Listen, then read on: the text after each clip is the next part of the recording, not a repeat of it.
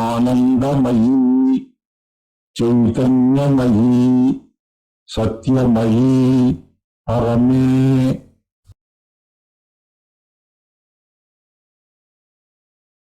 ఇవాళ నుంచి మనం సింథసిస్ ఆఫ్ యోగా పునఃప్రారంభం చేస్తున్నాం. కిందటి సంవత్సరం మనం భవన్లో చెప్పుకున్నప్పుడు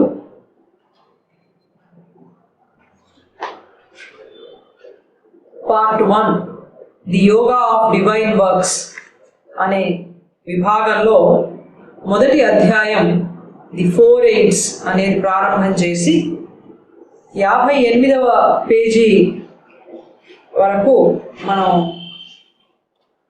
చెప్పుకున్నాము. అంటే దాదాపుగా 3వ సహాయకం సగమైంది గురువు అనేది. అయితే మళ్ళీ పునఃప్రారంభం చేస్తున్నాం కనుక ఇది ఈ 4 సహాయకాలు ది 4 ఎయిడ్స్ అనేది మనం మొదటి నుంచి ప్రారంభం చేస్తున్నాం. సాధారణంగా ఏ యోగం ఫలించాలన్నా కూడా ఈ 4 సహాయకాల అవసరం ఉంటుంది. పూర్ణయోగంలో ఈ 4 సహాయకాలు ఏ విధంగా పనిచేస్తాయి, ఎంతవరకు పనిచేస్తాయి, ఈ 4ంటిని మనం ఎలా ఉపయోగించుకోవాలి అనేది శ్రీ అరవిందుడు ఈ అధ్యాయంలో మనకి చెప్తున్నారు. సావిత్రి మహాకావ్యం చదివినట్లుగానే సింథసిస్ ఆఫ్ యోగా కూడా మనం లైన్ బై లైన్ చదువుతూ వచ్చాం శ్రీ అరవిందో భవన్లో. కారణం ఏమిటంటే ఇది సాధన గ్రంథం కాబట్టి ఎలా సాధన చేసుకోవాలి, పూర్ణయోగం ఏంటి అనేది చాలా విశదంగా వారు చెప్పారు కనుక మనం అలాగే చదవాలి అని అనుకున్నాం. అలాగే చదువుతున్నాం. దాని తెలుగు కూడా మనం వెంటనే ఇంగ్లీష్ చదువుతున్నప్పుడే తెలుగులో కూడా మనం వివరణ ఇచ్చుకుంటున్నాం. అలా ప్రారంభం చేసి the 4 AIDS. Yoga Siddhi, the perfection that comes from the practice of yoga, can be best attained by the combined working of 4 great instruments. Yoga Siddhi అనేది రావాలి అని అంటే, దాన్ని సాధించాలంటే మనం చేయవలసింది, మనకి సహాయపడేది 4 మహనీయమైనటువంటి ఉపకరణాలు ఉన్నాయి. ఆ 4 ఉపకరణాలు మనకి సహాయకాలుగా ఉంటాయి యోగ సిద్ధిని సాధించడానికి అని చెప్తున్నారు.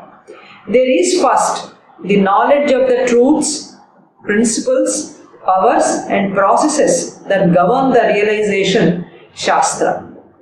రియలైజేషన్ అంటే సిద్ధి అని అర్థం. ఒక చోట సిద్ధి, ఒక చోట సాక్షాత్కారం, ఇలాగా కాంటెక్స్ట్ని బట్టి అక్కడ అర్థం మారుతూ ఉంటుంది.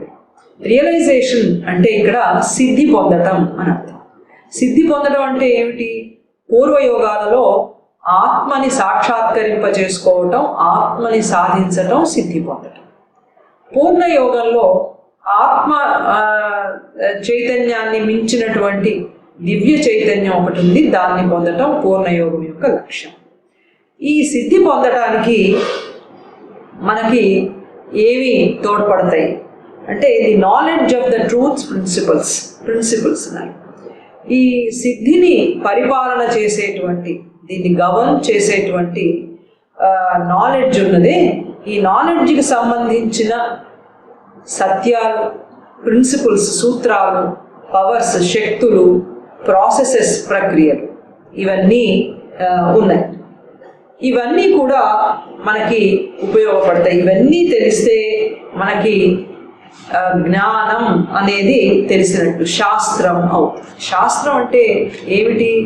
సిద్ధిని పొందటానికి కావలసినటువంటి జ్ఞానానికి సంబంధించిన ఇవన్నీ కూడా తెలిస్తే మనకి శాస్త్రం అనేది తెలిసినట్టు.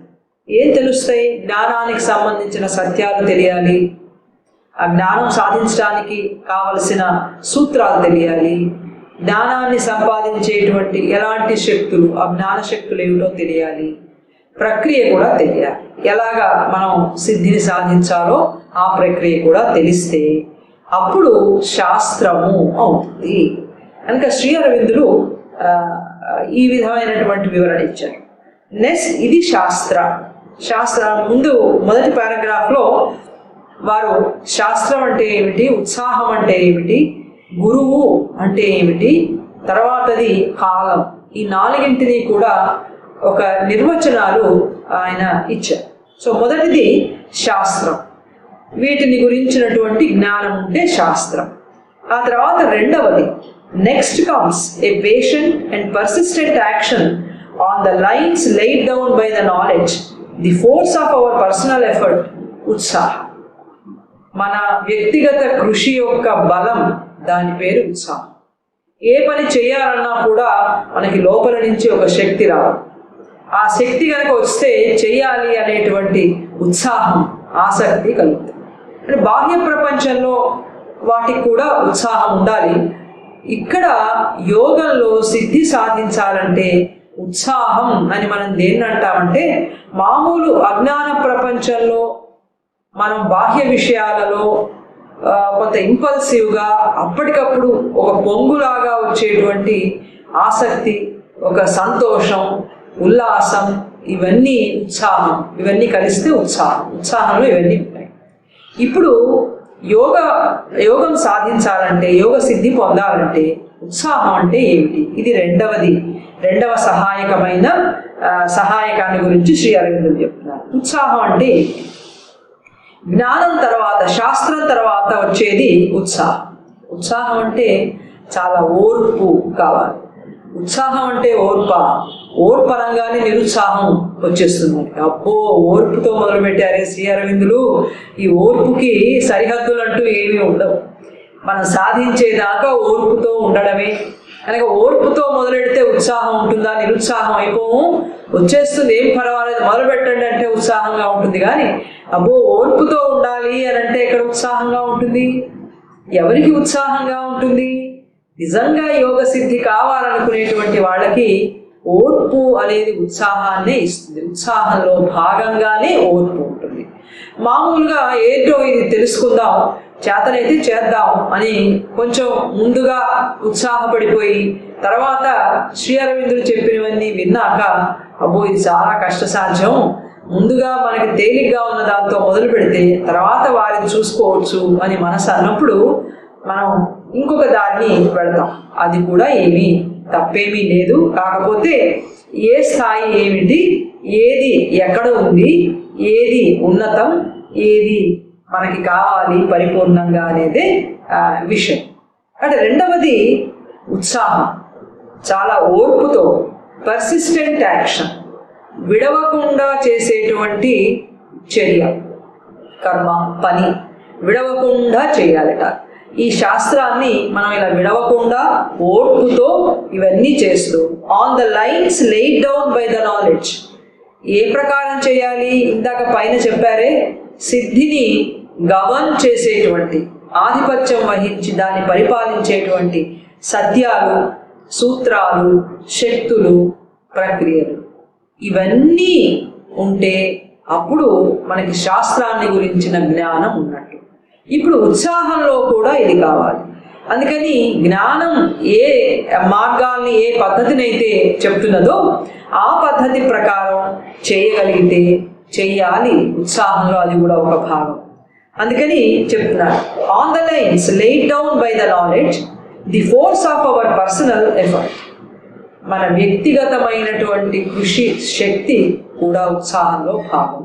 ఓర్పు, విడవకుండా చేయటం, పైన చెప్పినటువంటి జ్ఞానం పద్ధతిలో చేయటం, ఆ తర్వాత మన వ్యక్తిగతమైనటువంటి కృషి సంకల్ప బలంతో చేయటం, ఇవన్నీ కూడా కలిపితే ఉత్సాహం అవుతుంది. ఇక మూడవది చెప్తున్నారు, there intervenes third uplifting our knowledge and effort into the domain of spiritual experience, the direct suggestion, example and influence of the teacher, Guru. ఇక మూడవ సహాయకం గురువు. ఈ గురువు ఏమిటి? అది మామూలు మానవ రూపంలో ఉండే గురువా, లేకపోతే ఏదైనా ప్రామాణికమైనటువంటి గ్రంథం కూడా, ఒక మాట కానీ ఒక గ్రంథం కానీ ఏదైనా గురువు అవుతుందా? అది ఇక్కడ మనం చూస్తాం. ఈ రెండింటి తర్వాత దేర్ ఇంటర్వీన్స్ థర్డ్, మరొకటి వస్తుంది. అది uplifting our knowledge and effort in to the domain of spiritual experience. మనం పొందినటువంటి జ్ఞానము, మనం చేసినటువంటి కృషి పైన రెండింటి ద్వారా, శాస్త్రం ద్వారా జ్ఞానం, అలాగే ఉత్సాహంతో కృషి మనం చేస్తాం కదా, ఈ రెండింటిని కూడా మరొక ఉన్నతమైనటువంటి దాంట్లోకి మనని తీసుకువెడుతుందిట గురువు అనేది. అదేమిటది? స్పిరిచువల్ ఎక్స్పీరియన్స్ అనేటువంటి డొమైన్, సీమ అంటాం, ప్రాంతం, ప్రదేశం, సీమ. ఇక్కడ మనం పొందినటువంటి జ్ఞానము, కృషి ఇవన్నీ కూడా అనుభవంగా మళ్ళీ ఇవి రూపాంతరం చెందాలి. కేవలం వైజ్ఞానిక జ్ఞానం, ఇంటలెక్చువల్గా మనకు అన్నీ తెలిసి మేధస్సు ఆనందిస్తే అది సరిపోదు.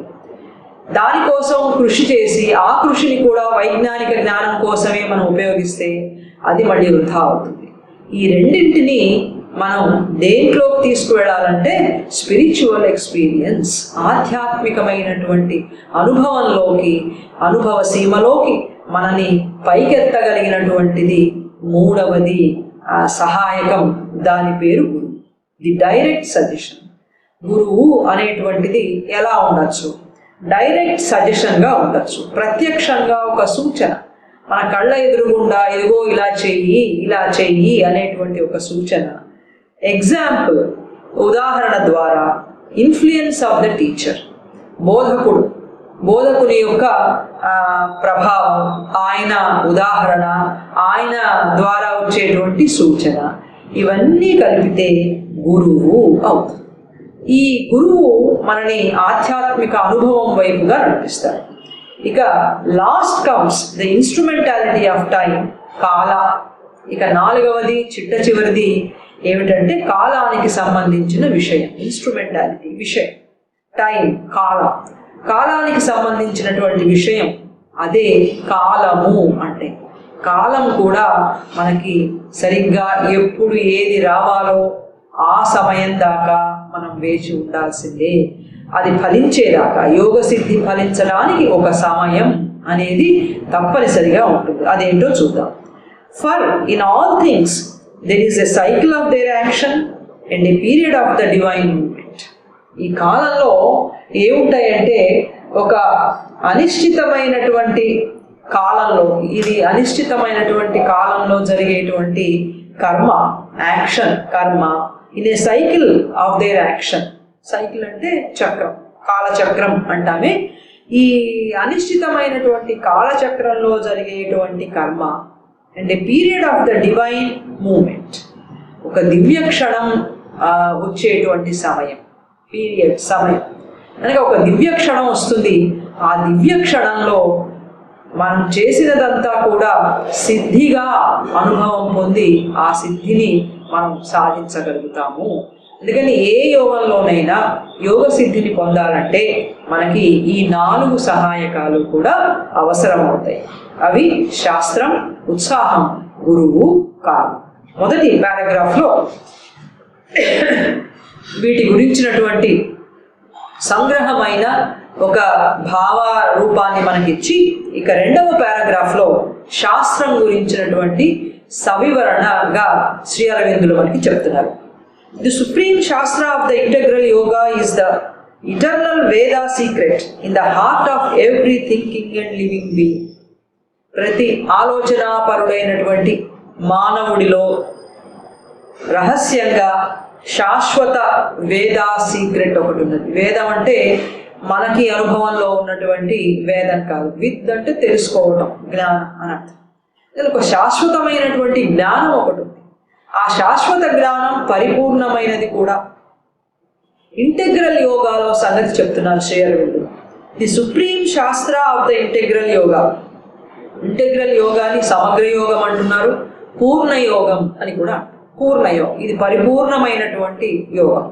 అందుకని ఇంటెగ్రల్ యోగా అంటే పూర్ణ యోగం. పూర్ణ యోగానికి సంబంధించినటువంటి సుప్రీం శాస్త్ర, పరమమైనటువంటి శాస్త్రం ఒకటి ఉంది ఇంటెగ్రల్ యోగాకు సంబంధించి. అదేంటి?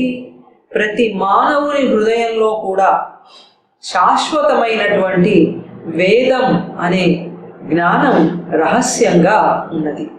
ఆ రహస్యంగా ఉన్నటువంటి జ్ఞానాన్ని the lotus of the eternal knowledge and the eternal perfection is a bud closed and folded up within us. పూర్ణ యోగంలో మనకి ఈ అనుభవం అనేది జరుగుతుంది. ఈ మెట్ల గుండా మనం పూర్ణయోగ సాధన చేస్తాం. పూర్ణయోగంలో మన హృదయంలోనే శాశ్వత జ్ఞానం అనేటువంటిది పద్మం, ఇటర్నల్ పర్ఫెక్షన్ శాశ్వత పరిపూర్ణత, ఈ రెండు కలిసి మన హృదయంలో ఒక పద్మం అనేటువంటి మొగ్గలాగా ముడుచుకుని ఉన్నాయి. జీవితం పరిపూర్ణం కావాలి, జీవితం జ్ఞానంతో జరగాలి, దైవ చైతన్యంతో జరగాలనేది పూర్ణ యోగం యొక్క లక్ష్యం. కాబట్టి ఇక్కడ మనకు కావాల్సింది ఇటర్నల్ నాలెడ్జ్ ఒకటి ఉంటే చాలు. శాశ్వత జ్ఞానం ఒకటే మనకి తెలిసి ఆ శాశ్వత జ్ఞానాన్ని ఆనందించటం మాత్రమే సరిపోదు. జీవితాన్ని జీవించాలంటే పరిపూర్ణత కావాలి. జీవితం నాకొద్దు, నాకు ఒక ఆత్మ చాలు అంటే మాత్రం ఇటర్నల్ నాలెడ్జ్ సరిపోతుంది. ఇప్పుడు పూర్ణయోగం లక్ష్యం శాశ్వత జ్ఞానం, శాశ్వత పరిపూర్ణత, ఈ రెండింటిని జీవితంలోకి తీసుకురావాలి. ఇప్పుడు ఇవి ఎక్కడున్నాయి? ఇవి ప్రతి ఆలోచనాపరుడైనటువంటి మానవుడి హృదయంలో పద్మం మొగ్గలాగా ముడుచుకుంటే ఎట్లా ఉంటుందో ఆ ముడుచుకున్న మొగ్గలాగా ఉన్నది. Closed and folded up within us, మనలో ముడుచుకుని ముకుళించుకుని ఉన్నది. It opens swiftly or gradually, petal by petal, through successive realizations. Once the mind of man begins to turn towards the eternal, once his heart, no longer compressed and confined by attachment to finite appearances, becomes enamored in whatever degree of the infinite. మన హృదయంలో ఉన్నటువంటి ఈ మొగ్గ ఇది ఎలా తెరుచుకుంటుంది? పూర్తిగా వికసించి పరిపూర్ణమైనటువంటి జ్ఞాన పుష్పంగా ఎలా వికసిస్తుంది, శాశ్వత జ్ఞానంగా ఎలా వికసిస్తుంది, పరిపూర్ణమైనటువంటిదిగా ఎట్లా వికసిస్తుంది, ఈ రెండు ఉండాలి. ఎట్లా వికసిస్తుంది? శ్రీ అరవిందులు చెప్తున్నారు, once the mind of man begins to turn towards the eternal. మొట్టమొదటి విషయం ఏమిటంటే మానవుడి మనసు శాశ్వతుని వైపు తిరిగినప్పుడు, మానవుడి మనసు బాహ్య విషయాలలోనే మునిగిపోయి, ఈ బాహ్య విషయాలలో మునిగిపోయి ఇక్కడ ఉన్నటువంటి అత్యున్నతమైన వాటిని సాధించి సంతోషపడినంత కాలం మన హృదయంలో ఉన్నటువంటి శాశ్వత జ్ఞానం, శాశ్వత పరిపూర్ణత ఇవి వికసించటానికి, మన జీవితంలోకి రావటానికి అవకాశం లేదు, రావు. ఎప్పుడు వస్తాయి? ఈ జీవితంలో మనం పొందినటువంటి అత్యున్నతమైనటువంటివన్నీ కూడా, అబ్బాయి ఇది నాకు సరిపోలేదు, ఇంకా నాకు అసంతృప్తిగా ఉంది, దీంట్లో ఏమీ కూడా ఆనందం లేదు, మంచి రుచి లేదు, నాకు ఇంకేదో కావాలి అని మన మనసు శాశ్వతుని వైపు తిరుగుతుంది. సాధారణంగా కూడా మన మామూలు జీవితాల్లో కూడా ఇలాగే జరుగుతుంది. ఏదో చిన్నప్పుడు ఆంధ్రప్రభలు, పత్రికలు, కథలు, చిన్న చిన్న కథలు, సినిమాలు ఇవన్నీ చూసి ఉత్సాహపడిపోయేవాడు. 40-50 ఏళ్ళు వచ్చాక పిల్లలు అవి చూస్తుంటే మనకు విసుగు, ఏం చూస్తారా, ఏముందిరా అందులో అంట. ఏముందో ఆ ఏజ్లో మనం ఎంతో ఆనందించాం. కొంతకాలం అనుభవం అయిన తర్వాత అందులో ఏమీ లేదు అనేది తెలిసింది. అలాగా ప్రాపంచిక జీవితంలో ఉండేటువంటి వాటన్నిటినీ సాధించి అసంతృప్తితో ఉండి మన మనస్సు శాశ్వతుని వైపు తిరిగినప్పుడు మన హృదయంలో ఉన్నటువంటి జ్ఞాన పద్మం వికసించే అవకాశం. ఇది మొదటి నిబంధన. ఇక రెండవది, once his heart no longer compressed and confined by attachment to finite appearances.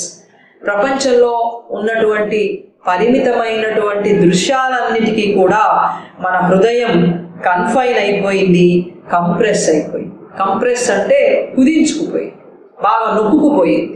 నొక్కుకుపోయి ఆ కాస్త జాగాలోనే అబ్బో చాలా ఆనందంగా ఉంది, ఓ బ్రహ్మాండంగా ఉంది, ఇంతకంటే సంతోషమే ఉంది, ఈ ఆనందాలు బాగున్నాయి, ఇలాగా మన హృదయం పూర్తిగా ఎదురుగుండా కనపడేటువంటి ఈ ఫైనిట్ అపియరెన్సెస్, పరిమితమైనటువంటి దృశ్యాలు, ప్రపంచంలో ఉన్నటువంటివన్నీ అపరిమితమైనటువంటివి, శాశ్వతమైనటువంటివి కావని మనకు తెలుసు. ఇవన్నీ పరిమితాలు, ఇప్పుడు ఉంటాయి, రేపు పోతాయి. ఇది కూడా మనం జీవితంలో అంటూనే ఉంటాం, ఉంటాయా, పోతూనే ఉంటాయి, వస్తూనే ఉంటాయి అని ఊరికే మనసు వరకే మనకు అర్థమైంది. కానీ అంతరాత్మలో లోపల అది మనకి అర్థం కాకపోవటం వల్లనే వెంటనే సంపదలు పోతే దిగులు పడిపోయి మంచం ఎక్కుతాం, అలాగే దుఃఖం వస్తే పూర్తిగా విషాదంలో మునిగిపోతాం. పోతాయని తెలుసు కదా మనకి, మరి ఎందుకు అంటే మన హృదయం పూర్తిగా వాటికే కుదించుకుపోయి ఉన్నది. ఇంకా ఇంకొకటి కన్ఫైన్ అయిపోయింది, దానికే పరిమితం అయిపోయింది. ఈ ఆనందాలు, ఈ సంతోషాలు, ఇవి చాలే, నాకు కావాల్సినవి ఏమీ లేవు అని తనెంతో నిరాడంబరురాలినైనట్టు, తనకి ఏమీ అవసరం లేనట్టు, ఎంతో ప్రశాంతతతో నిగర్వంగా ఉన్నట్టు హృదయం భావిస్తుంది. ఇది పొరపాటు. ఇది అట్లా ఉందా? నిజంగా అట్లా లేదు.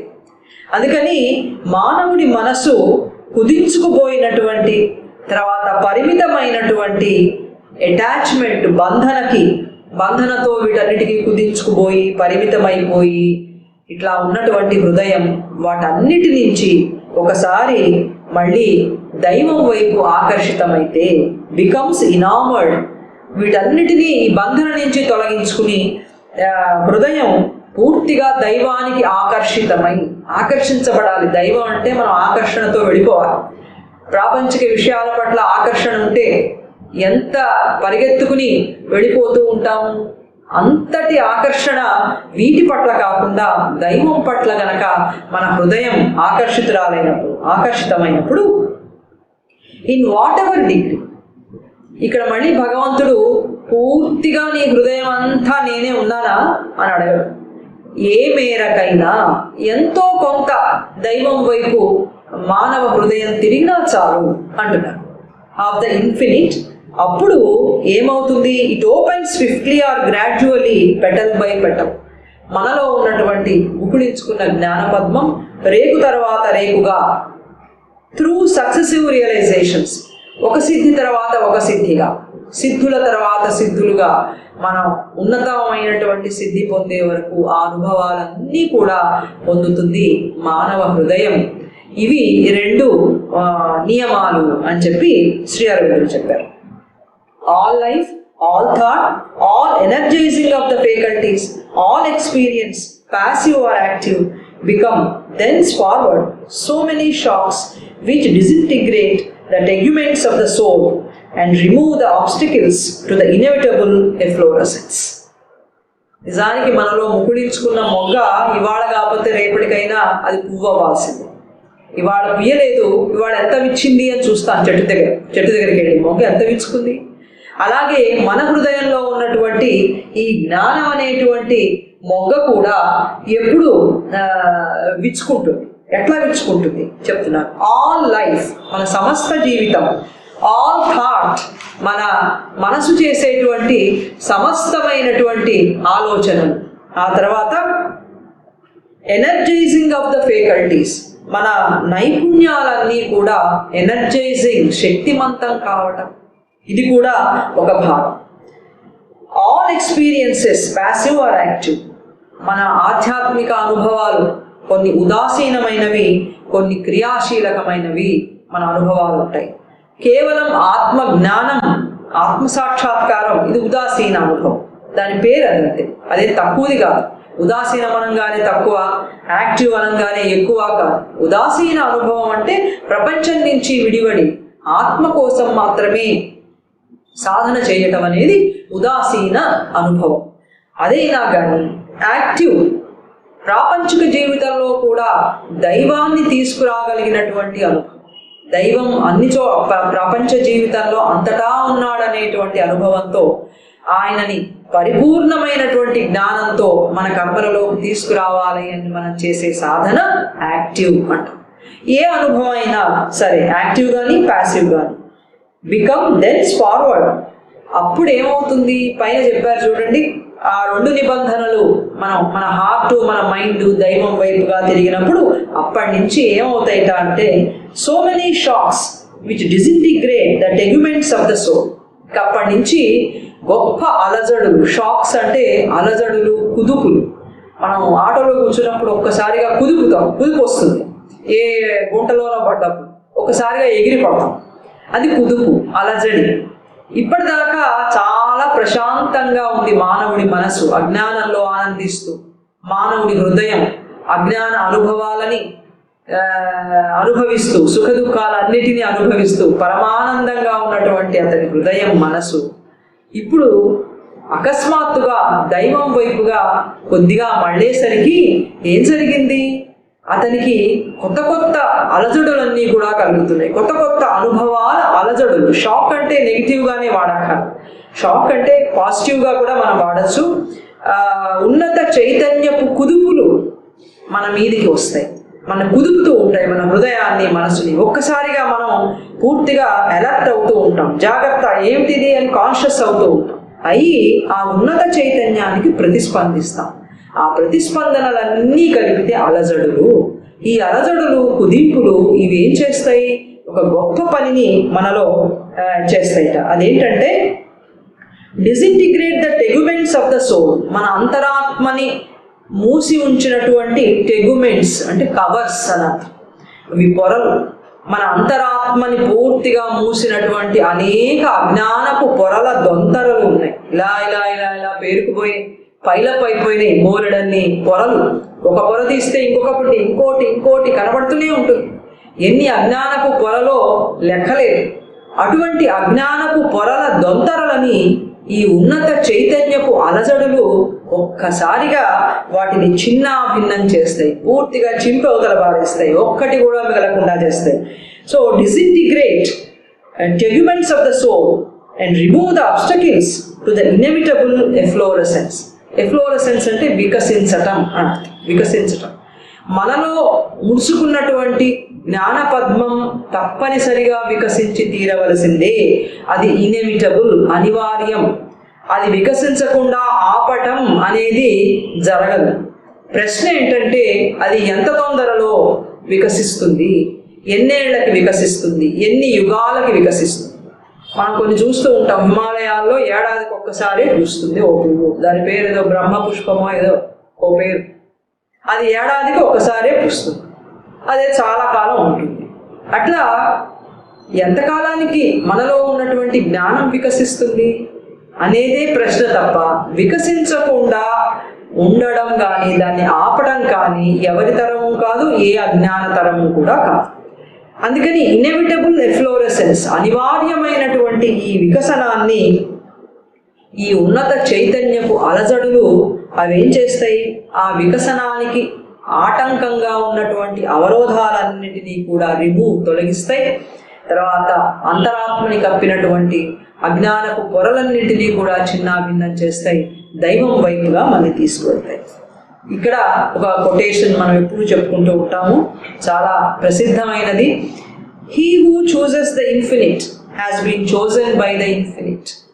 దైవాన్ని మానవ హృదయం, మానవుడి మనస్సు దైవాన్ని కోరుకుంటున్నాయి, దైవాన్ని కోరుకుంటున్నాయి, ఆయన కావాలని ఎన్నిక చేసుకుంటున్నాయి. నువ్వే కావాలి, నువ్వే కావాలి అని ఎంపిక చేసుకుంటున్నాయి, కోరుకుంటున్నాయి. అలా కోరుకుంటున్నాడు మానవుడు అంటే దాని అర్థం ఏమిటి? దైవం ఆ మానవుడిని ఏనాడో తను ఎంపిక చేశాడు, అది దీని అర్థం. He who chooses the infinite. ఎవరైతే అనంతత్వాన్ని ఎంపిక చేసుకుంటారో వారిని అనంతుడు ఇదివరకే ఎన్నుకున్నాడు కనుక ఆ మానవ మనస్సుని, ఆ హృదయాన్ని తన వైపు తిరిగేటట్టుగా ఆయన చేస్తున్నాడు. He has received the divine touch without which there is no awakening, no opening of the spirit. But once it is received, attainment is sure, whether conquered swiftly in the course of one human life or pursued patiently through many stadia of the cycle of existence in the manifested universe. He has received the divine touch without which there is no awakening. మానవుడికి ఏదో రకంగా దివ్య స్పర్శ అనేది అది పొందాడు. అది పొందకపోతే జాగృతం కాలేడు. దైవం వైపుగా జాగృతం అయ్యాము అంటే దివ్య స్పర్శ ఏదో మనని స్పృశించింది. ఆయన మనని స్పృశించకపోతే మనకి దైవం వైపుగా తిరగటం అనేది ఉండదు అని చెప్తున్నారు. No opening of the spirit, మనలో ఉన్నటువంటి ఆత్మశక్తి అది ఎప్పుడూ కూడా అది తెరుచుకోదు, మూసిపెట్టుకునే ఉంటుంది. But once it is received, దైవ స్పర్శని ఒకసారి మనం పొందిన తర్వాత అటైన్మెంట్ ఈజ్ ష్యూర్. అటైన్మెంట్ అంటే సిద్ధి పొందటం అనేది నిశ్చితం. ఇంకా అక్కడ సిద్ధి పొందకపోవటం అనేది లేదు. దైవ స్పర్శ రానంత వరకే మన ప్రాపంచిక జీవితంలో అజ్ఞానంలో మనం పడేటువంటి వేదన ఇక్కడ కొట్టుమిట్టాడటం అనేది దైవ స్పర్శ జరగనంత వరకే. ఒకసారి దైవం మనని స్పృశించాడంటే ఆ స్పృశించిన తర్వాత సిద్ధి అనేది నిశ్చితం. Whether conquered swiftly in the course of one human life or. విషయం ఏంటంటే ఇక్కడ ఇంకొక ప్రశ్న ఏమిటంటే, ఒకే జన్మలో ఈ సిద్ధి పొందుతాడా, లేదా చాలా ఓర్పుతో ఎన్నో జన్మల పరంపరలలో, stadia of the cycle of existence, అస్తిత్వానికి సంబంధించినటువంటి ఈ క్రీడా చక్రాలలో, అస్తిత్వానికి సంబంధించినటువంటి జన్మల పరంపరలలో సిద్ధిని పొందుతాడా అనేది ఈ అభివ్యక్త విశ్వంలో ఎప్పుడు సిద్ధి పొందుతాడు? జన్మలలో పొందుతాడా, ఒకే జన్మలో పొందుతాడా అనేదే ప్రశ్న తప్ప సిద్ధి పొందడం అనేది మాత్రం అనివార్యం, నిశ్చితం అని. ఇక రెండవ పారాగ్రాఫ్ లో మనం చూస్తే మనం నేర్చుకునేది ఏమిటి, మనం తెలుసుకునే జ్ఞానం అది ఎక్కడుంది, అది కొత్తగా బయట నుంచి మనకు వస్తున్నదా, లేకపోతే మనలోనే అది ఉందా అని ఈ పారాగ్రాఫ్ లో శ్రీ అరవిందుడు చెప్తున్నారు. Nothing can be taught to the mind which is not already conceived as potential knowledge in the unfolding soul of the creature. Creature అంటే జీవి, ఇదేం తప్పు మాట కాదు. క్రీచర్ అని మనం చాలా నిరసనగా అంటూ ఉంటాం, వ్యవహారంలో అట్లా అంటాం. కానీ మామూలు అర్థంలో జీవి అని అర్థం, మానవ జీవి లేదా జీవి అనే అర్థం తప్ప అది చాలా సంకుచితమైనటువంటి నీచమైన అర్థం కాదు. Nothing can be taught to the mind which is not already conceived as potential knowledge in the unfolding soul of the creature. ఈ మానవ జీవి ఉన్నాడే, ఈ మానవ జీవి యొక్క అన్ఫోల్డింగ్ సోల్, ముకుళించుకున్నటువంటి అంతరాత్మలో పొటెన్షియల్ నాలెడ్జ్గా గనక జ్ఞానం అనేది లేకపోతే, పొటెన్షియల్ అంటే ఇక జరగవచ్చు అని చెప్తే సంభావ్యత అని తెలుగులో, పొటెన్షియల్ నాలెడ్జ్ జ్ఞానం అనేది వికసించటానికి సంభవించటానికి వీలుగా ఉన్నది, కానీ అది ముకుళించుకున్నటువంటి జ్ఞానంగా ఉన్నది.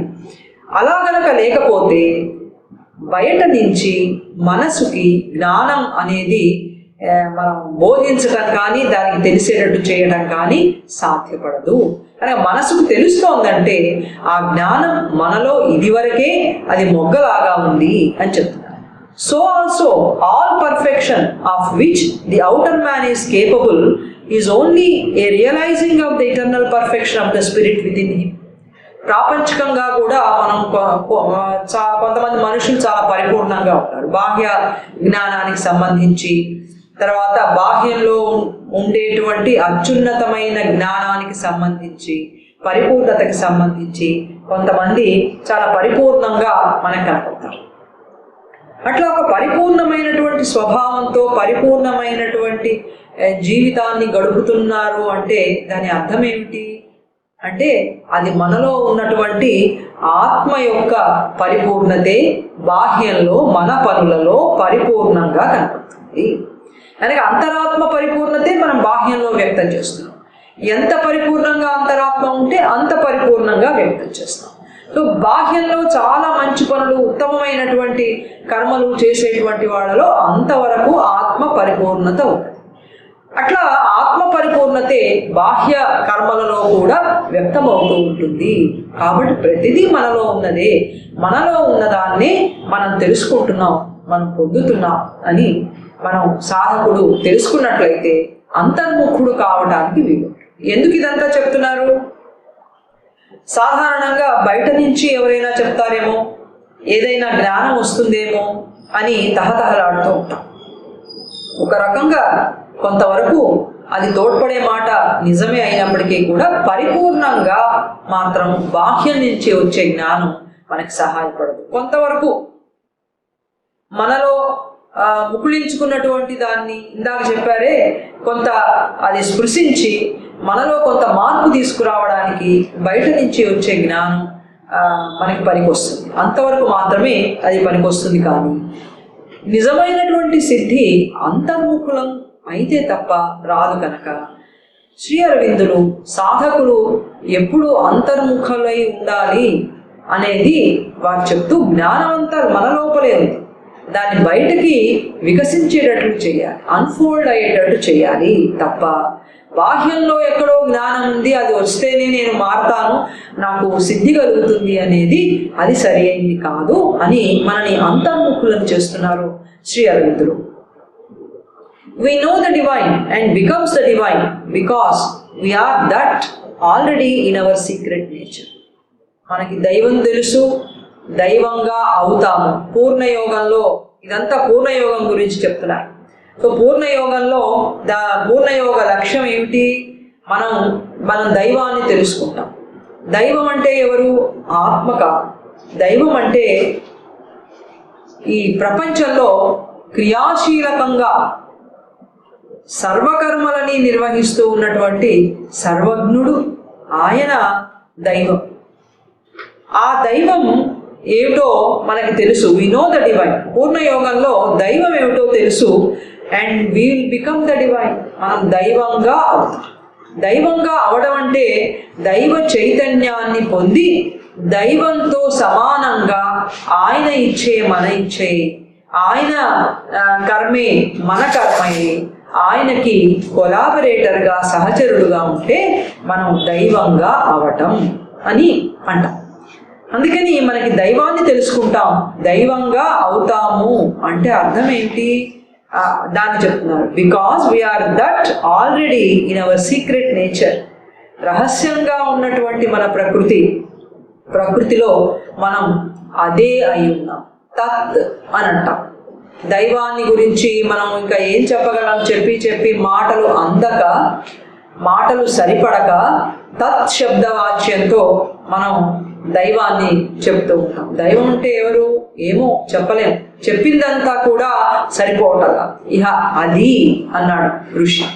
అది అలాగా ఆ అది అనేటువంటి ఆ దైవం, ఆ తత్ మనలో గనక, మన ప్రకృతిలో, రహస్య ప్రకృతిలో గనక ఆయన లేకపోతే మనం దైవాన్ని తెలుసుకోలేము, దైవంగా అవదు.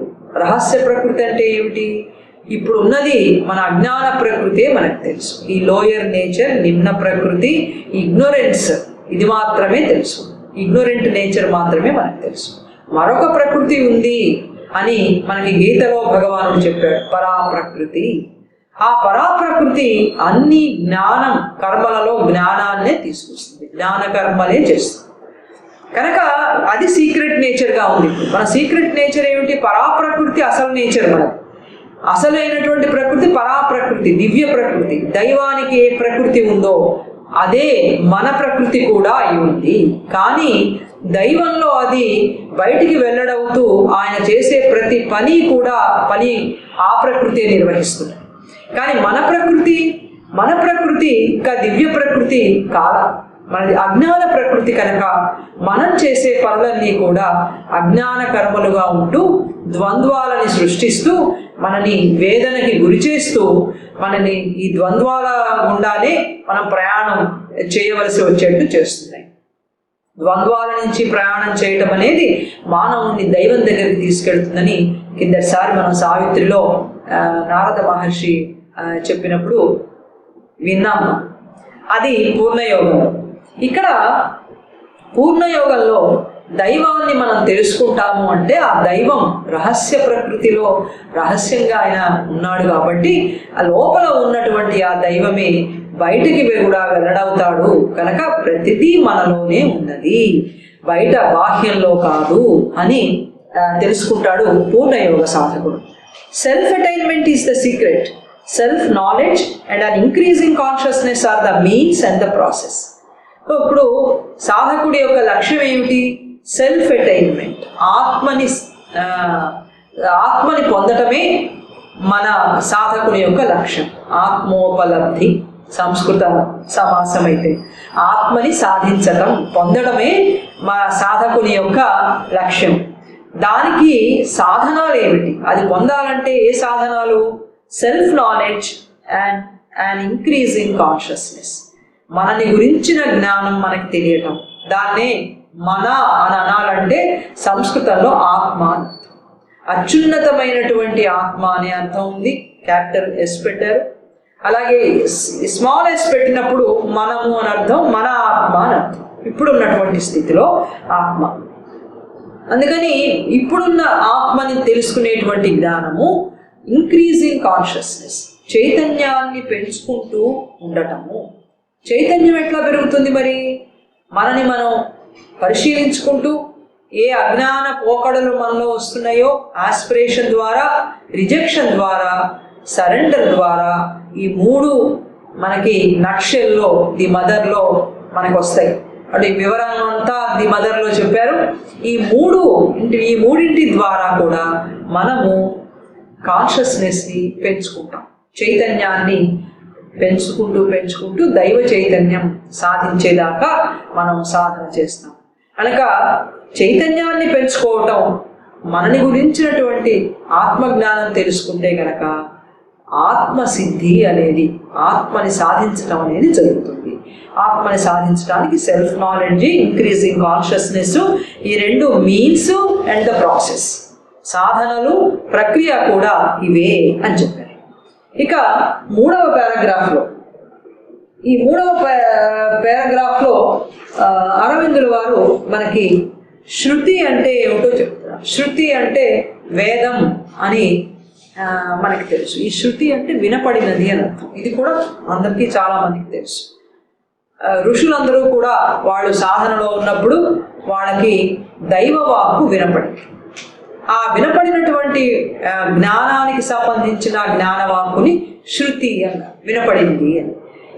ఏమిటి వినపడిన మాట, ఈ జ్ఞాన వాక్కు ఏమిటి అనేది ఈ మూడవ పారాగ్రాఫ్లో శ్రీ అరవిందులు మనకు చెప్తున్నారు. The usual agency of this revealing is the word, the thing heard shruta. The usual agency of this revealing is the word. మనలో ఉన్నటువంటి రహస్యంగా ఉన్నటువంటి దాన్ని బయటికి తీసుకురావడానికి ఏజెన్సీ ఒకటి ఉంది, చర్య. బయటికి తీసుకువచ్చేందుకు జరిగేటువంటి చర్య, ఏజెన్సీ, అది వర్డ్.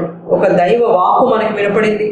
ఆ వాణి ఏం చెప్తున్నదో దాన్ని మనం మన జీవితాల్లో, కర్మలోకి తీసుకొస్తున్నాం. కనుక శృతి, ఆ దివ్య వాక్ అనేది ఏమిటి? అది ఏజెన్సీ. అది మనలో ఉన్నదాన్ని బయటికి తీసుకురావడానికి సహాయపడేటువంటి చర్య. కాబట్టి దివ్య వాక్కు లేదా శృతి అనేటువంటిది ఏజెన్సీ అని చెప్తున్నారు. The word may become to us from within, it may come to us from without. ఒక్కొక్కసారి మనలోనే ఉన్నటువంటి ఆ దివ్యవాణి, ఆ శృతిని మనం విని దాన్ని మనం జీవితంలోకి తీసుకురాస్తాం. ఒక్కొక్కసారి అంతర్ముఖులం కాలేకపోయినప్పుడు, అంతర్ముఖులం కావడానికి మనకి అర్హత కలిగి అటువైపుగా మన మనస్సు, హృదయం దైవం కోసం పరితపిస్తూ ఉన్నప్పుడు బయట నుంచి కూడా ఒక వాక్కు మనకి వినపడి మనలోని అంతర్ముఖులమై మనని అంతర్ముఖులని చేసి మనలో మొగ్గగా ఉన్నటువంటి ఆ ఆత్మజ్ఞానాన్ని వికసింపచేసి ఆత్మసిద్ధి పొందేటట్లుగా చేస్తుంది. కనుక దివ్యవాక్కు లోపల నుంచి వినిపించవచ్చు, బయట నుంచి కూడా మనకి వినిపించవచ్చు అని చెప్తున్నారు. But in either case it is only an agency for setting the hidden knowledge to work. లోపల నుంచి వినిపించిన, బయట నుంచి మనకి సహాయపడిన ఏది ఏమైనా ఆ వినిపించినటువంటి వాక్యే జ్ఞానం కాదు. తేడా శ్రీ అరవిందులు ఇక్కడ చెప్తున్నారు. వినిపించినటువంటి శృతి, ఆ దివ్య వాక్కు, దైవ వాక్కు మనలో రహస్యంగా ఉన్నటువంటి జ్ఞానాన్ని బయటికి తెచ్చేటువంటి ఏజెన్సీ, చర్యే గాని ఆ వినపడిన వాక్యే మొత్తం సమస్తమైన పరిపూర్ణమైన జ్ఞానం కాదు, పరిపూర్ణ చైతన్యము కాదు అని చెప్తారు. అదేం చేస్తుంది? మనలో ఉన్నదాన్ని ప్రేరేపించి ఆ జ్ఞానాన్ని మనం పొందేటట్టుగా చేస్తుందే తప్ప అదే సిద్ధి కాదు అని చెప్తున్నారు. The word within may be the utterance of the inmost soul in us, which is always open to the divine, or it may be the word of the secret and universal teacher who is seated in the hearts of all. ఈ దివ్య వాక్కు, ఈ శృతి, ఇది ఏమిటిది అంటే అరవిందుల వారు చెప్తారు, లోపల నుంచి వస్తోందంటే ఎక్కడి నుంచి వస్తుంది? లోపల నుంచి రావడం అంటే ఎక్కడి నుంచి వస్తుంది? మనకి రెండు అంతరాత్మలు ఉన్నాయి. వేదంలో చెప్పినట్టుగా, ఉపనిషత్తులో చెప్పినట్టుగా రెండు అంతరాత్మలు ఉన్నాయి. ఒకటి ప్రాపంచికమైనటువంటి వ్యవహారాల్లో చిక్కుబడి ఈ ప్రపంచంలో ఉన్నటువంటి సుఖ దుఃఖాలు అనేటువంటి పండుని భుజిస్తూ భోగిస్తూ ఉన్నటువంటి పక్షి. రెండవది ఇంకొక పక్షి వేరే కొమ్మ మీద కూర్చుని ఈ భోగిస్తున్న పక్షిని చూస్తున్నది. రెండు అంతరాత్మలు ఉన్నాయి. ఒకటి జ్ఞానమైనటువంటి అంతరాత్మ, రెండు ప్రాపంచికమైనటువంటి జీవితంలో కూరుకుపోయినటువంటి అంతరాత్మ. రెండు, ఒకటి డిజైర్డ్ సోల్ ఉంది, ఒకటి అసలైనటువంటి అంతరాత్మ. ఇప్పుడు మనకి వినిపించేటువంటి ఆ దివ్యవాక్కు లోపల నుంచి ఎక్కడి నుంచి వినిపిస్తోంది? The word within may be the utterance of the inmost soul in us. మనలో లోపల ఉన్నటువంటి ప్రగాఢమైనటువంటి లోపల అంతరాలలో ఉన్నటువంటి అంతరాత్మ నుంచి వస్తాం. ఆ లోపల ఉన్న అంతరాత్మ మనకు తెలుసా? మనకు తెలియదు. ఉందని మాత్రం మనం వైజ్ఞానికంగా మన మనసు అంగీకరించింది, దానికి తెలుస్తుంది. వైజ్ఞానికంగా అంటే ఇంటలెక్చువల్గా. సో వైజ్ఞానికంగా తెలుస్తోంది తప్ప అనుభవంలో హృదయానికి అనుభవం ఉందా? అనుభవం లేదు. ఏది అనుభవంలో ఉంది? ఆ పైన ఉన్నటువంటి ఆ డిజైర్డ్ సోల్ మాత్రమే అనుభవంలో. కానీ మనకు వినిపించేటువంటి ఈ దివ్య వాణి అత్యంత లోపల ఉన్నటువంటి జ్ఞానాంతరాత్మ నుంచి వచ్చేటువంటి వాక్కు అని చెప్తున్నారు. Of the divine, or it may be the word of the secret and universal teacher who is seated in the hearts of all. ప్రపంచంలో ఉన్నటువంటి సర్వజీవులలో కూడా, సర్వజీవుల హృదయాలలో రహస్యంగా ఆసీనుడైనటువంటి యూనివర్సల్ టీచర్ ఉన్నాడు ఒక ఆయన జగద్గురువు అని పిలుస్తాం. ఆయన దివ్య దేశికుడు అని కూడా అంటాం. ఆ సమస్తమైనటువంటి స్థితిని నడిపిస్తూ సమస్త జీవుల హృదయాలలో ఆసీనుడై ఉన్నటువంటి జగద్గురువు ఉన్నాడు రహస్యంగా. ఆయన ఉన్నాడని మనకి ఏమన్నా తెలుసా? మనకేం తెలియదు. జగద్గురువు ఉన్నాడు అంటే మళ్ళీ మైండ్కి అర్థమైంది ఉన్నాడు అని. అనుభవం లేదు మన హృదయానికి. కనుక ఆ జగద్గురువు రహస్యంగా ఆయన ఆసీనుడై ఉన్నాడు సర్వ జీవుల హృదయాలలో.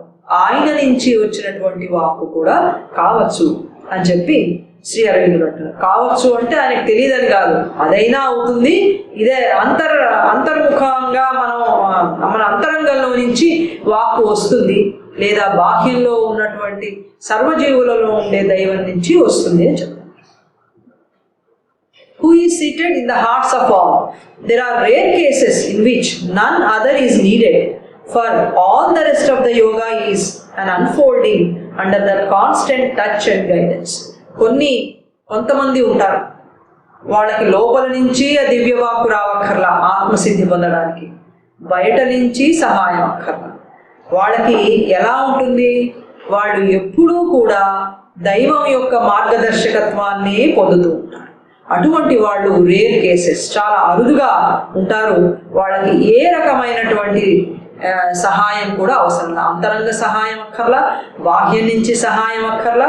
ఎందుకు వద్దు అంటే వాళ్ళు ఎల్లప్పుడూ కూడా ఎప్పుడూ కూడా వాళ్ళు కాన్స్టెంట్ టచ్ అండ్ గైడెన్స్లోనే ఉన్నారు.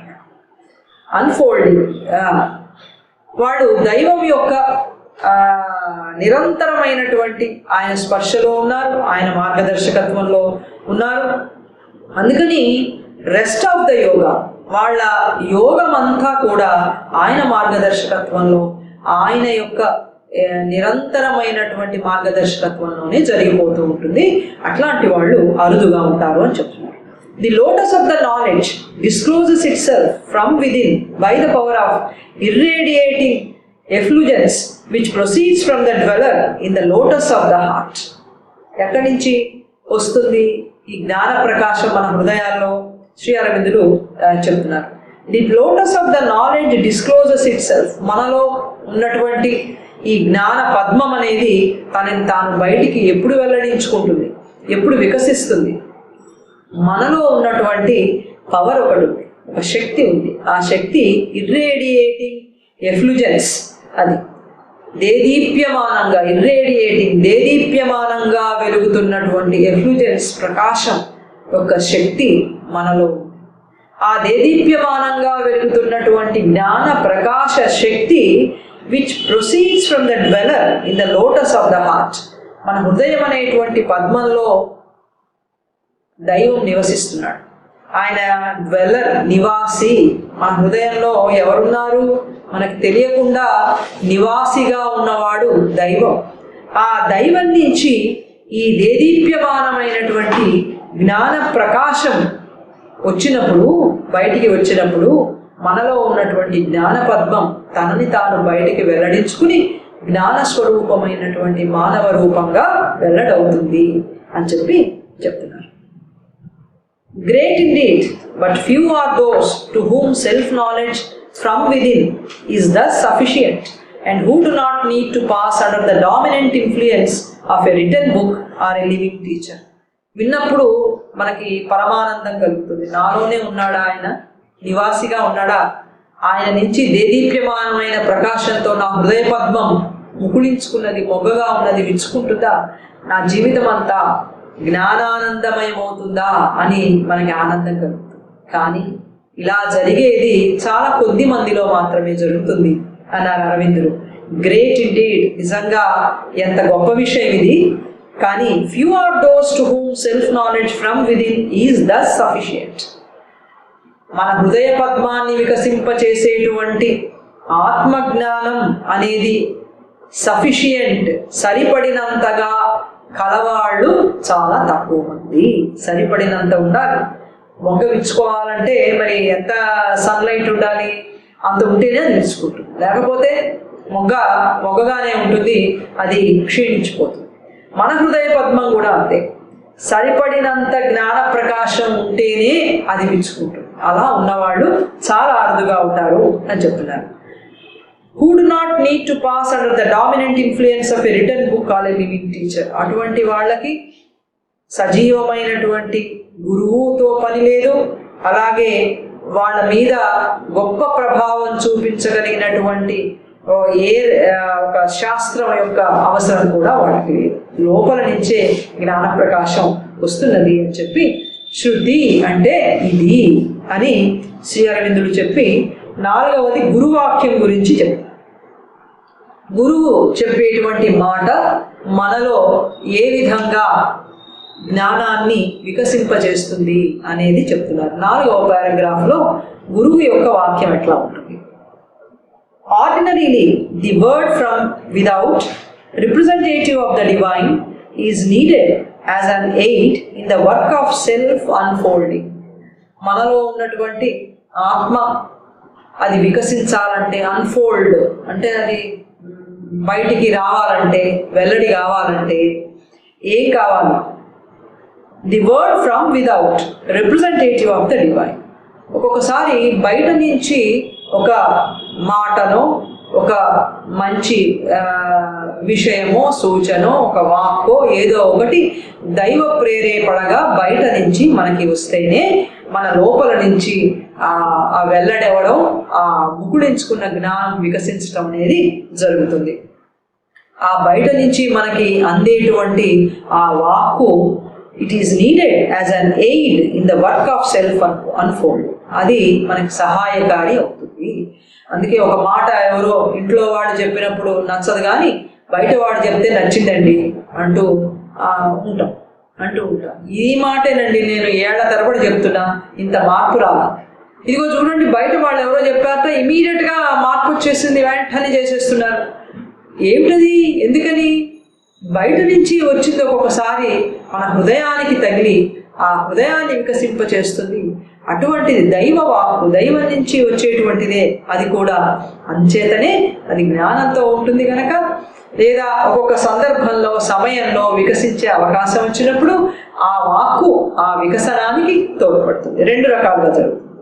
And it may be either a word from the past or the more powerful word of the living guru. ఈ బయట నుంచి మనల్ని ప్రభావితం చేసేటువంటి ఒక వాక్కు, జ్ఞాన వాక్కు ఎలా ఉండొచ్చు చెప్తున్నారు.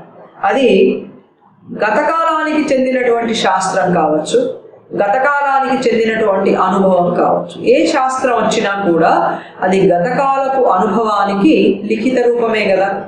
మహనీయులైనటువంటి మహర్షుల అనుభవమే శాస్త్రంగా వచ్చింది.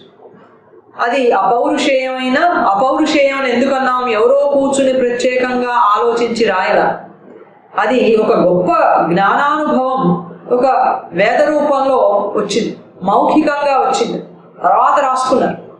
అందుకని అది సహాయకారిగా ఉంటుంది. గతకాలపు ముఖ్యమైనటువంటి పవిత్రమైనటువంటి శాస్త్రవాకుగా ఉండొచ్చు, లేదా more powerful word of the living guru, ఒక సజీవమైనటువంటి గురువు ద్వారా వచ్చినటువంటి అత్యంత ప్రభావవంతమైనటువంటి వాక్.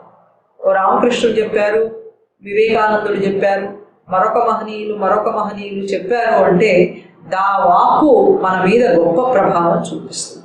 అలాగా సజీవమైనటువంటి గురువు ద్వారా వచ్చిన వాక్కు కానీ, గత అనుభవాల శాస్త్ర వాక్కు కానీ ఏదైనా కూడా పనిచేస్తుంది, ప్రభావం చూపిస్తుంది అని చెప్తున్నారు. In some cases, this representative word is only taken as a sort of excuse for the inner power to awaken and manifest. కొంతమంది విషయంలో ఈ వాక్కుని, ఇది రిప్రజెంటేటివ్ వర్డ్, ఇది ప్రాధాన్యత వాక్కు, దైవ ప్రాధాన్యత వాక్కు, వాణి లేకపోతే మాట. ఈ రిప్రజెంటేటివ్ వర్డ్ దేన్ని రిప్రజెంట్ చేస్తోంది, దేనికి ప్రాతినిధ్యం వహిస్తోంది? ఇది జ్ఞానానికి ప్రాతినిధ్యం వహిస్తోంది. అంచేత మనలో ఉన్నటువంటి జ్ఞానాన్ని ఎవేకన్, మేల్కొల్పడానికి, మేనిఫెస్ట్, అభివ్యక్తం చేయడానికి ఇది ఒక నెపం. బయట నుంచి వచ్చే మాట ఒక ఎక్స్క్యూజ్, ఒక నెపం మాత్రమే. అదేదో వినేసి వెంటనే మారిపోయినటువంటి వాళ్ళు, యోగులైన వాళ్ళు బోలెడు మంది ఉన్నారు. ఏదో వాక్కు, ఏదో సందర్భం, ఏదో చిన్న సూచన, లేదా ఏదో వాళ్ళు చూసిన దృశ్యం వాళ్ళ జీవితాలని పూర్తిగా మార్చివేసి జ్ఞానం కోసం అన్వేషించేటువంటి విధంగా చేసింది. అది రిప్రజెంటేటివ్ వర్డ్. ఈ వాక్కు ఒక ఎక్స్క్యూజ్ మాత్రమే. ఏదో వినపడడం వల్ల వాళ్ళలో జ్ఞానం కలగల, కేవలం బయట నుంచి వచ్చినటువంటి సహాయం వల్ల వాళ్ళలో జ్ఞానం వికసించాల. ఆ జ్ఞానం వికసించడానికి ఇది ఒక ఎక్స్క్యూజ్ అయింది, ఇది ఒక నెపమైంది, టికిల్ చేసినట్టు అన్నమాట.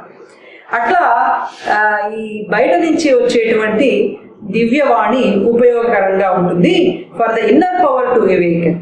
జీవిలో ఉన్నటువంటి అంతర్గత శక్తిని మేల్కొల్పడానికి, ఆ అంతర్గత శక్తి మన కర్మలలో, జీవితంలో అభివ్యక్తం కావడానికి ఈ బయట నుంచి వచ్చేటువంటి ఈ రిప్రజెంటేటివ్ వర్డ్ ఇది ఎక్స్క్యూజ్గా ఉంటుంది.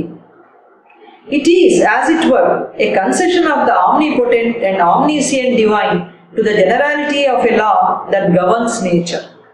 సాధారణంగా ప్రకృతిని పరిపాలించేటువంటి ధర్మం ఉంది. ప్రకృతి ధర్మం ఒకటి ఉంది, అది సామాన్య ధర్మం, జనరాలిటీ. సర్వసాధారణంగా ప్రకృతి ధర్మం ఏమిటి? ఈ ప్రకృతి ధర్మం ఒక ప్రక్రియ ప్రకారం చాలా కాలం పాటు కొనసాగితే కానీ ఫలితం అనేది రాదు. ఇది ప్రకృతి ధర్మం. అందుకే ప్రపంచం ఎందుకు మారదు, ఇన్ని యుగాలైనా మారలేదు, ఇంత కాలం గడిచింది, కోట్ల సంవత్సరాలైనా మారలేదే అని అంటే ప్రకృతి పనిచేసేటువంటి తీరుందే, ఈ ప్రకృతి పనిచేసేటువంటి తీరు ఇలాగే ఉంటుంది. చాలా సమయం తీసుకుంటుంది. ఇంత సమయం తీసుకోవటం అనేది ప్రకృతి సామాన్య ధర్మం, దాని జనరాలిటీ ఆఫ్ ఎ లా. కానీ అప్పుడప్పుడు ఏం జరుగుతుందిట, శ్రీ అరవిందులు చెప్తున్నారు, ఇలా బయట నుంచి ఒక నెపంగా ఒక దివ్యవాణి వినిపించినప్పుడు ఆమ్నిపోటెంట్ అండ్ ఆమ్నిసియంట్ డివైన్ ఏం చేస్తాట, ఒక కన్సెషన్ ఇస్తాట. డివైన్ అంటే ఆమ్నిపోటెంట్, ఆమ్నిసియంట్, సర్వజ్ఞుడు ఆమ్నిసియంట్, సర్వశక్తిమంతుడు ఆమ్నిపోటెంట్. ఆయన ఏదైనా చేయగలుగుతాడు. ఏదైనా చేయగలుగుతాడు అనగానే మన అజ్ఞాన ప్రకృతి అంటుంది చేయమని, ఇప్పుడు నేను అడుగుతాను బోరుడని చేసేయమని అని అజ్ఞానంలో ఉన్నటువంటి మనసు హృదయం గగ్గోలు పెడుతుంటాయి. దేవుడా ఇది చేయి, దేవుడా అది చేయి. అవన్నీ కనుక నిజంగా జరిగినట్టయితే మానవుడు పురోగతి సాధించలేడు, ఉన్నత చైతన్యానికి వెళ్ళలేడు. ఈ అజ్ఞాన చైతన్యం నుంచే వెళ్ళాలి, చైతన్యాన్ని పెంచుకుంటూనే వెళ్ళాలి. కనుక ఇప్పుడు ఉన్న స్థితిలో ఈ ప్రకృతి ధర్మం ప్రకారమే పోవాలి తప్ప ఈ ప్రకృతి ధర్మానికి విరుద్ధంగా అజ్ఞాన ప్రకృతిలో ఉన్నప్పుడు, అజ్ఞానంలో ఉన్నప్పుడు మనం త్వరగా వెళ్ళడానికి అవకాశం లేదు. కానీ కొంతమందిలో ఇందాక పైన చెప్పారు, ఇన్ సమ్ కేసెస్ ఈ representative word as it were A concession of the omnipotent and ఆమ్నిసియంట్ divine. సర్వజ్ఞుడు సర్వశక్తిమంతుడు అయినటువంటి దైవం ఇచ్చేటువంటి కన్సెషన్ ఇది. ప్రకృతి ధర్మం అనేటువంటి చాలా సమయం పట్టేటువంటి ప్రక్రియలో కాకుండా అతి త్వరగా ఒక రాయితీ ఇచ్చి సిద్ధి పొందు అని దైవం అంటాడు. ఎందుకంటాడంటే ఆయన సర్వశక్తిమంతుడు, సర్వజ్ఞుడు, అన్నీ తెలిసినవాడు. ఎవరికి ఈ రాయితీ ఇవ్వాలో, ఇస్తే ఎవరు తొందరగా బాగుపడతారో, ఇవ్వకపోతే ఎవరు తొందరగా బాగుపడతారో ఆయనకు తెలుసు. ఇవ్వకపోవటము బాగుపడడానికే, ఇవ్వడము బాగుపడడానికి. అందుకని ఆయన కన్సెషన్ ఇస్తాడు. కొన్ని కేసెస్లో వాళ్ళు అందిపుచ్చుకొని తొందరగా జ్ఞానం వైపెడతారు. అజ్ఞాన చైతన్యంలో ఉన్నటువంటి మానవుడికి నీ కోరిక తీరుస్తానంటే మరొక ఇన్ని కోరికల మూట పట్టుకుని మళ్ళీ వస్తాడు. దైవమా అది బాగానే ఉందయ్యా, తీర్చావు, ఇంకా వచ్చాయి, నేనేం చేసేది, ఇది కూడా కానీ నువ్వు సర్వజ్ఞుడివి, సర్వశక్తివంతుడివి, నువ్వు ఏదైనా చేయగలవు, చేసేది. ఇవన్నీ కనుక చేసినట్టయితే ఏం జరుగుతుంది?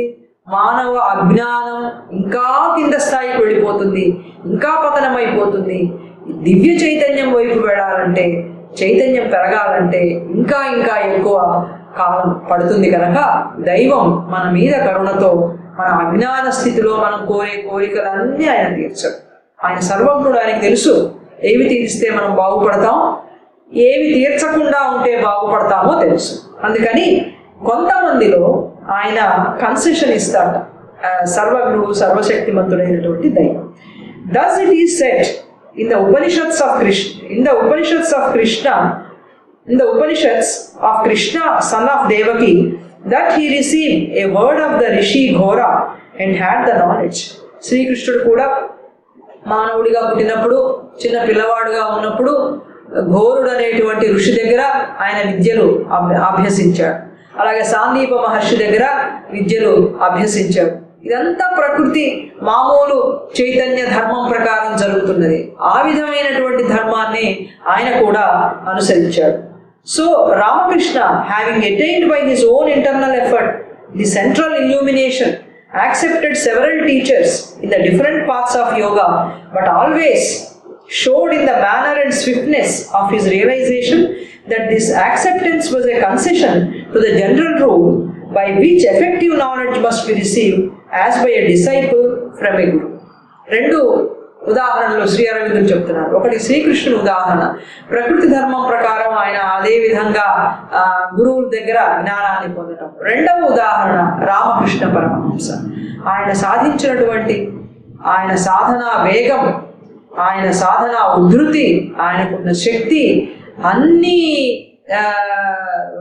యోగాలని ఎంతో శీఘ్రంగా అన్నింటినీ కూడా సాధించటం, ఆయన ఉన్నతమైనటువంటి ఆత్మస్థితిని పొందటం, ఏ యోగం ఏం చెప్పిందో అవన్నీ కూడా అత్యంత శీఘ్రగతిని సాధించటం, ఇవన్నీ ఆయన ఒక్క శ్రీరామకృష్ణులకు మాత్రమే సాధ్యమైంది. మరొకరు ఈ భూప్రపంచంలో మనం చూడం. ఆయన ఉదాహరణ చెప్తున్నారు. Ramakrishna Paramahamsa have attained by his own internal effort, ఆయన అంతర్గత కృషితో సెంట్రల్ ఇల్యూమినేషన్, ఆయన హృదయంలో ఉన్నటువంటి ఆ కేంద్రీయమైన ప్రకాశం, దైవం నివసిస్తున్నాడుగా పైన చెప్పారుగా, మానవ హృదయంలో నివాసిగా ఉన్నటువంటి దైవం ఆయన సెంట్రల్ ఇల్యూమినేషన్, ఆ దైవం నుంచి వస్తున్నటువంటి ప్రకాశం, దాంతో ఆయన గొప్ప సిద్ధులు సాధించాడు. అయితే accepted several teachers in the different parts of yoga, వివిధ మార్గాల వివిధ యోగ పద్ధతులలో ఉన్న ఉన్నటువంటి గురువులందరినీ కూడా ఆయన అంగీకరించినప్పటికీ ఆయన అంతర్గతమైనటువంటి కృషితో ఆ దైవం నుంచి వచ్చినటువంటి దివ్య ప్రకాశంతో always showed in the manner and swiftness of his realization సిద్ధి పొందడంలో ఆ పద్ధతిలో ఆయన ఎంతో శీఘ్రతని చూపించాడు. స్విఫ్ట్గా అత్యంత కన్ను మూసి తెరిచే లోపల ఆయన యోగ సిద్ధులన్నీ కూడా సాధించారు. That this acceptance was a concession to the general rule. ఇది చూసినప్పుడు ప్రకృతి సహజ ధర్మానికంటే కూడా విభిన్నంగా దైవం శ్రీరామకృష్ణ పరమహంసకి ఆయన కన్సెషన్ ఇచ్చారు, రాయితీ ఇచ్చారు. ఈ మార్గంలో నువ్వు సాధించేయి అన్నారు. By which effective knowledge must be received as by a disciple from a guru. కనుక ఈ సార్థకమైనటువంటి జ్ఞానం అంతా కూడా ఒక గురువు నుంచి శిష్యుడికి వచ్చినట్టుగా శ్రీరామకృష్ణ పరమహంసకి ఆయన సెంట్రల్ ఇల్యూమినేషన్ నుంచి ఆయన కృషితో అత్యంత శీఘ్రంగా ఆయన సిద్ధిని పొందారు. ఇలా కూడా జరుగుతుంది అని శ్రీ అరవిందులు చెప్తున్నారు. మనం ఇక్కడ ఇవాళ ఆపుదాము. వచ్చే వారం 49వ పేజీలో 5వ పారాగ్రాఫ్ మనం చదువుతాము. అందులో సాంప్రదాయ మార్గాలు ఏమిటి ఈ జ్ఞానానికి సంబంధించి శ్రీ అరవిందులు మనకి చెప్తారు.